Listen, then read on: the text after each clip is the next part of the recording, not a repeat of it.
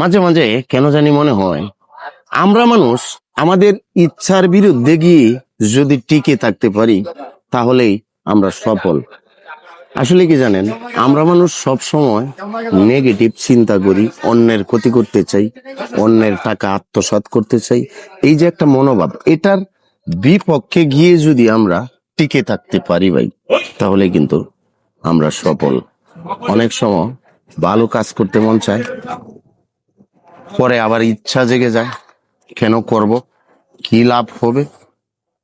তখনও যদি এই ইচ্ছাটার বিপক্ষে গিয়ে দাঁড়াই, যদি মনে করি না আমি ভালো কাজটা করতে চাইতেছি, এখন আমাকে শয়তান ওয়াসওয়াসা দিতেছে, আমি হারবো না, আমি আমার জায়গা পরিবর্তন করলাম, তাহলেই আমরা সফল।